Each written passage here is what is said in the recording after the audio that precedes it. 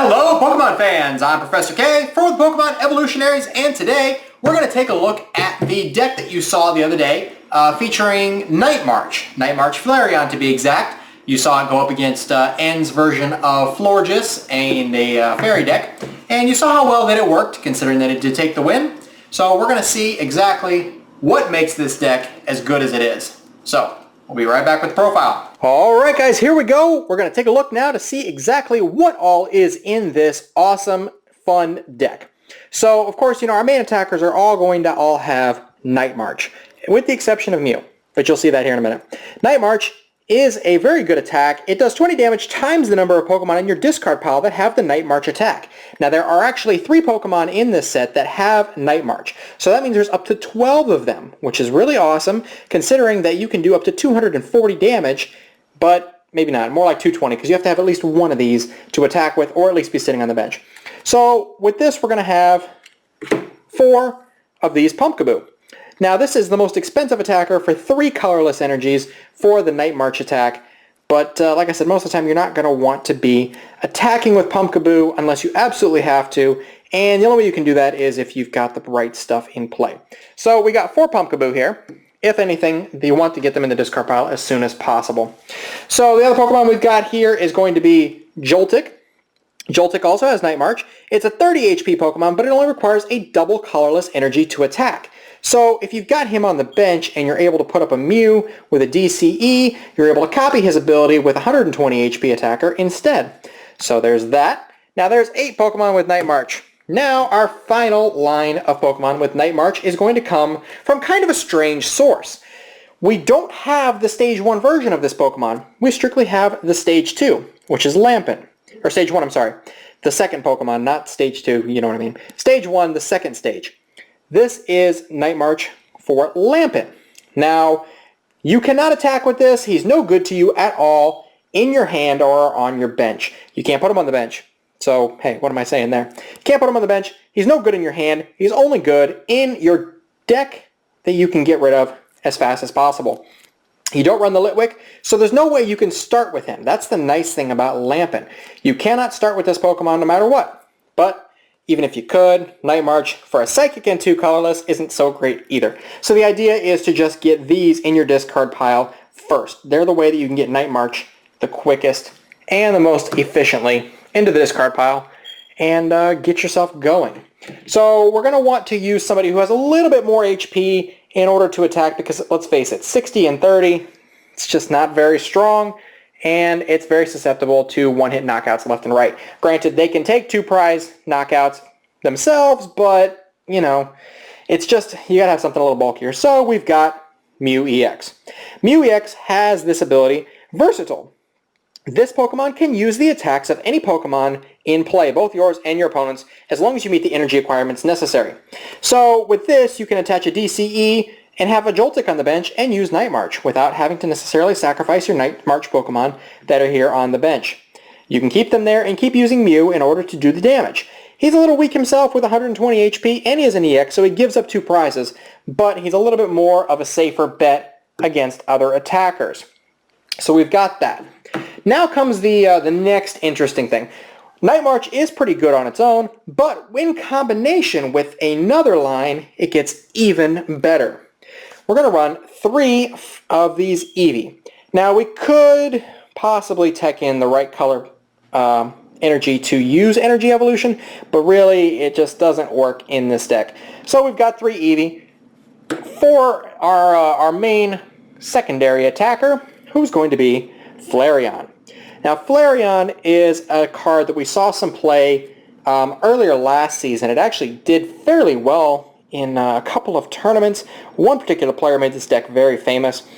The attack here is Vengeance. For double colorless energy, you're hitting 20 damage plus 10 more for each Pokemon in your discard pile. So it only makes sense that in this deck that requires you to have Pokemon in your discard pile, that you would have such an awesome secondary attacker. Later on in the game, once your discard pile is full, he does have 100 HP, so he's a little bit bulkier than the rest of the Pokemon here in this lineup. So we run a 3-3 line of Flareon. Just for that reason, not to mention it's a good counter for Pyroar, Not to mention, we're going to be seeing a lot of steel decks coming up, so he's a good attacker against those steel types. Finally, the last Pokemon we have here is Mr. Mime, because let's face it, if you have a Joltik on the bench and you're facing something that has Landorus EX, it's going to get sniped all day, left and right. So Mr. Mime, bench barrier ability, prevent all damage done to your bench Pokemon by attacks, is just a good tech card to have in here to save your Joltik from getting knocked out. Pumpkaboo can be 2-hit knocked out, and Eevee can be 2 knocked out as well. So Mr. Mime is a decent card to run in this deck, at least just to buy you some time to get yourself set up. So there's all the Pokemon. It's a lot of Pokemon. We're looking at 12, 15, 18, 19, 20, 21, 22 Pokemon. It's quite a lot. But considering Flareon with Vengeance can hit for tons and tons of damage, depending on how many Pokemon are in the discard pile, it actually ends up being worthwhile. So the supporter lineup for this deck is actually fairly slim, but you will see why here momentarily. Alright, now our main thing is to get Pokemon in the discard pile. So we're going to run for Professor Juniper. What better way to get these Pokemon that are in your hand in the discard pile than to use Professor Juniper? Discard your hand until you discard your hand and draw a fresh 7 cards. It's the best draw support in the game, and it's the best way to get rid of whatever you have in your hand that you need to get rid of, especially these Lampent, because they do you absolutely no good anywhere except your deck and your discard pile with another card that you'll see here shortly. So for Professor Juniper, best draw supporter you can hope for, and it's also the best way to get those Pokemon in the discard pile. So we got 4 of them. Now is where it gets a little weird. We got 2 copies of N. Only 2. I actually cut one of these for another supporter that you'll see here in a second, but you really don't want to be shuffling in many cards into the deck. You really want to be discarding them more than anything. So N is not necessarily a card you're going to need that much of. It's good early game, and it's good to get your opponent down to a small hand size, so should you need to, because this deck can fall behind, but it is very good at coming back. So we got 2 copies of N just for that draw support beginning and end game. Now even more weird is we have a single copy of Shauna. Shauna, shuffle your hand into your deck and draw 5 cards. This is good for mid to late game, where N wouldn't necessarily be good for you. You can at least get 5 cards with Shauna. Regardless, draw support is very important, and at least we have 7 draw supporters, which is still low, but like I said, you'll see a little bit more into it here in a second. We got 1 copy of Pokemon Fan Club, because if we don't have the right Night March Pokemon on the bench, and a Mew, or necessarily maybe an Eevee or a Flareon, this will allow you to search your deck for 2 basic Pokemon and put them into your hand. You can also get them into your hand to discard away with something if you don't need it, like an Ultra Ball or something like that. So it's really good for that. Earlier, actually, I had a match where I had to get a Joltik and a Mew at the same time, and ended up winning me the game.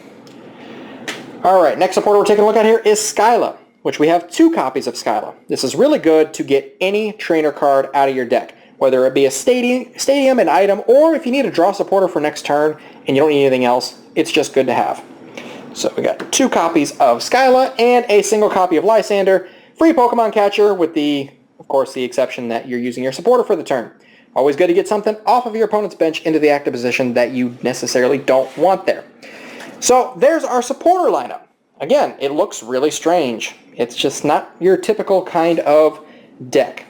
So, if we have such slim draw support, how are we going to overcome this should we possibly need to draw cards? Because this deck does need to burn through cards fast in order to work properly. Well, here's your answer. Item-based draw support. 3 copies of Bicycle. You're always going to have a somewhat small hand size in this deck, and there's no better way than to get 4 total cards into your hand than with Bicycle. Not to mention, if you don't get what you need from a Bicycle, and you happen to come across a supporter, you can still use that supporter. So it works out really good. Also, to help counter the small draw support, we've got 2 copies of Verse Seeker. This is a really awesome card, a very good addition, reprint actually, from older sets, that will allow you to get a supporter card from your discard pile and put it into your hand. So if you throw away something, you can always get it right back and use it right away. So this pretty much solves our issue with draw support. Instead of having 7 draw supporters, now you actually technically have up to 9 with 2 Verse Seeker, and you've also got 3 Bicycles to support it. So it's really no different than what you see in a lot of the old Dark decks back in the previous format. So there's that. Now, The 4 most important cards in this game for this deck, by far, are these 4 copies of Battle Compressor. Awesome card for this kind of deck, and also good for decks that depend on energy acceleration. We've got search your deck for 3 cards and discard them. Shuffle your deck afterward. So in this, you want to search out your first one. You want to search out Lampet. Get rid of as many Lampet as possible. You're going to get rid of 3 at the max. Hopefully you don't have 2 prized or anything like that.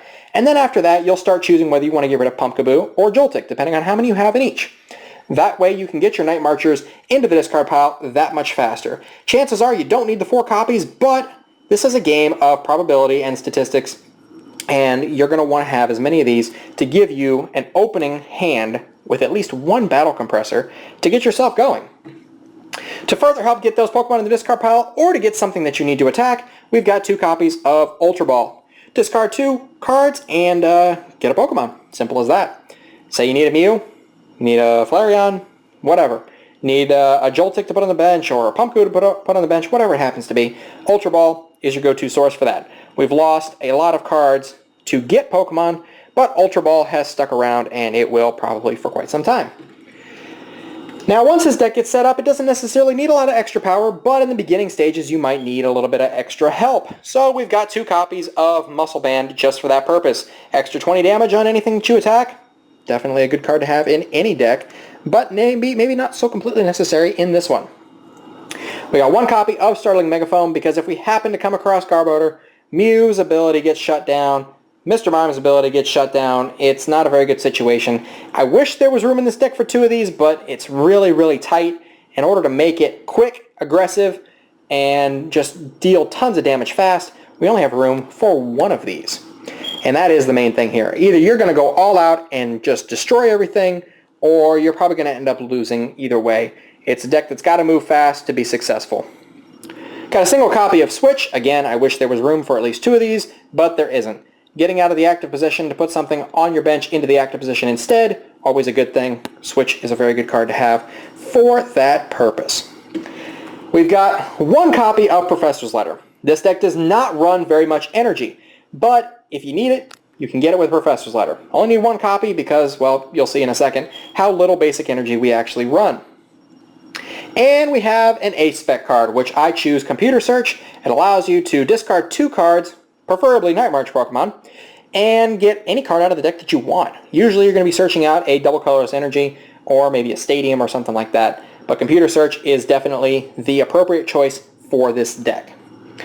Next, we're going to have 3 copies of Dimension Valley. Dimension Valley is a very awesome stadium card, especially in this deck. It allows your Psychic Pokemon's attacks, both yours and your opponent's, to cost 1 colorless energy less. So Pumpkaboo, even though it costs 3, it can only, with this stadium in play, it could actually attack for a double colorless, because you're eliminating 1 of those colorless energy requirements. You can attack with Mew for a single Psychic energy if you have a Joltik on the bench. So really, it works out really well. You could even do Vengeance if you absolutely had to with Mew for 1 Psychic energy as well. And you need 3 of these because chances are most decks run 2 stadium cards. Some run 3, but you're going to come across that a little bit less frequently than the ones that run 2. So you're going to win the stadium war with this. Searchable with those Skyla. Always good to get those into play. So we got those 3 copies of Dimension Valley to help us with this deck to attack quick. Now, the energy lineup, like I said, is very, very slim. You can see how many cards are sitting here on the table for this deck. We've only got room for 3 Psychic energy. It may seem low, but I've only lost 2 matches with this deck so far. So just kind of take that into consideration when you're building this, and if you have any doubts. Because once you build it, you'll see that it actually works out fairly well. And I'm not the only one that thinks this way either. I've actually talked to a couple of other people, and a lot of people seem to share my sentiment on that. But the main thing for this deck is to run 4 copies of double colorless energy. It's good for Flareon, it's good for Mew, it's good for Joltik, and it's good for Pumpkaboo. So what else can I say there, you know? You're able to attack and do those Night March attacks for these double colorless energy. Doesn't need a whole lot to run, but there you have it. There is the whole entire deck. Like I said, this is a very powerful deck. It works very fast. It's very efficient, but if you don't get it going quick enough, it will get overwhelmed fairly quickly. That's the main thing though, is just to get it out as soon as possible, get as many Pokemon with Night March in the discard pile, and start dealing tons and tons of damage. Most of the time when I play this deck, I start my first attack doing at least 100 damage. That just tells you how fast and powerful this deck can be. Non-EX Pokemon can get knocked out in one hit that way, and by the time turn 2, turn 3, turn 4 comes around, I'm hitting for 150, 160, 170, 180, I mean, just tons and tons of damage. I actually had a Joltik do 340 damage to an Eviltal EX earlier on TCGO. It's amazing how 30 HP Pokemon can do that much damage, and that electric weakness as well is very, very good considering. So there's the deck in a nutshell. You guys see how it's built, how it runs. You saw it in action the other day, and hopefully you guys enjoyed it. If you did, be sure to leave a like. Definitely appreciate it. Feedback and support always appreciated as well. Comment down below if you've got something to say, any suggestions you might have. I'm always open to them. You never know. If you see something in here that maybe I don't, you never know. So we'll work it out regardless. Hopefully you guys take this deck and do well with it. I know in the past I've heard a lot of good things from you guys with decks that I've built, and hopefully I can continue that for you, especially with cities coming up. This is definitely a viable option for that. It's definitely a good surprise. A lot of people won't necessarily be expecting Nightmare to be seen competitively, but I think he can do well. Alright, like I said guys, there's the deck.